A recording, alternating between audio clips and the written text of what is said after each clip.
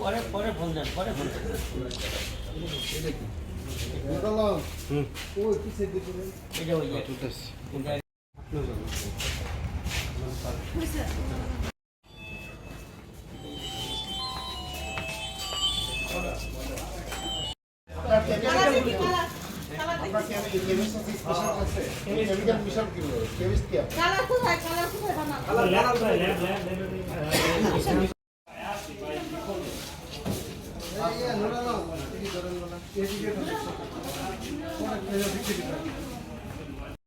এটা ওই লোকাল কিনে আনছি।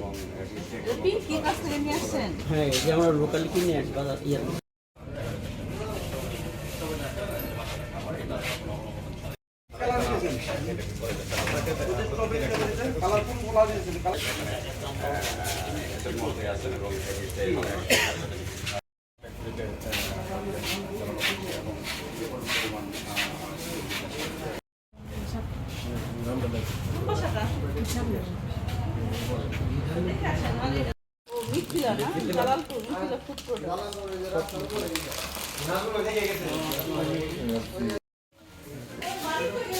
জি আছে আছে।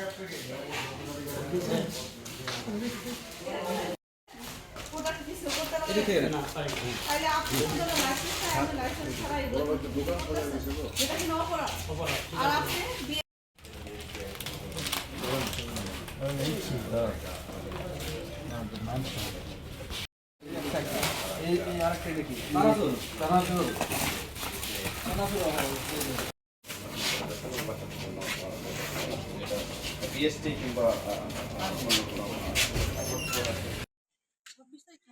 26 তারিখ। হ্যাঁ 26।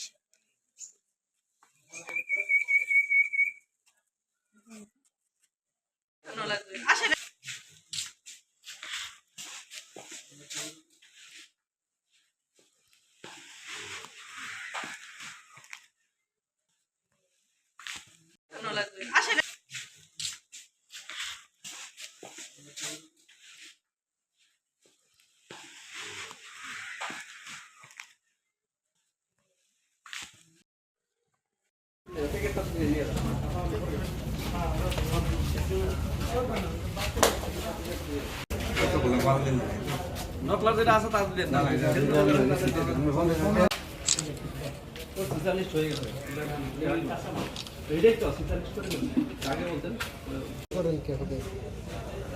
আল্লাহ রূপ দিলে তো কিছু করার নাই আছে।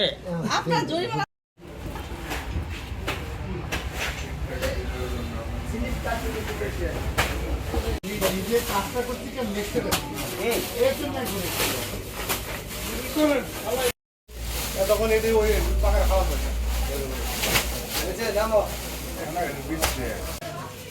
নামো নমো নমো নমো নমো সুস্থ এটা ভালো বাইরে ভালো বাইরে ভালো এটা বাইরে ভালো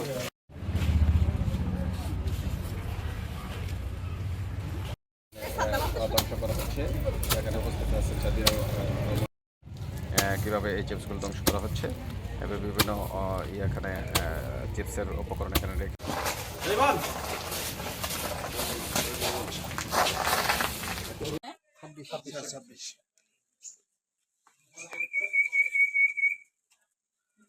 এরপর নকলা উপজেলা শেরপুরে একটা মোবাইল কোর্ট পরিচালনা হয় বিএসটির। সেখানে দুইটি প্রতিষ্ঠান, একটা হচ্ছে আলিফ ফুড প্রোডাক্টস এবং অন্যটি হচ্ছে মিথিল ফুড প্রোডাক্টস। তাদেরকে সিএম লাইসেন্স নেই, কিন্তু তবুও স্ট্যান্ডার্ড মার্ক ইউজ করে দেখা যায় যে পণ্য বিক্রয়, বিতরণ ও বাজারজাত করা হয়। এসিলেন মহোদয় স্যারের উপস্থিতিতে একটি প্রতিষ্ঠানে 25,000 টাকা জরিমানা করা হয় এবং আরেকটি প্রতিষ্ঠানে 50,000 টাকা জরিমানা করা হয়। জনস্বার্থে বিএসটির এমন অভিযান অনবরত চলতে থাকবে। এবং মিথিল ফুড প্রোডাক্টস দুটি হচ্ছে জালালপুরে। তো প্রথমে আমরা হচ্ছে আলিফ ফুডের যে বেকারি আছে সেখানে যাই। সেখানে আসলে আমরা সেমাই পাই, যেটাতে সিএম যে লাইসেন্সটা আছে সেটা ব্যতীত তারা হচ্ছে পণ্য তৈরি করছিল এবং বিক্রয় করছিল। এবং সেখানে হচ্ছে বিএসটিআই এর লোগো ব্যবহার করে তারা, যেটা তাদের লাইসেন্স নেই, সেই লোগো ব্যবহার করে তারা হচ্ছে সেমাই বিক্রি করছিল। তখন সেই সেমাইগুলোকে আমরা জব্দ করি।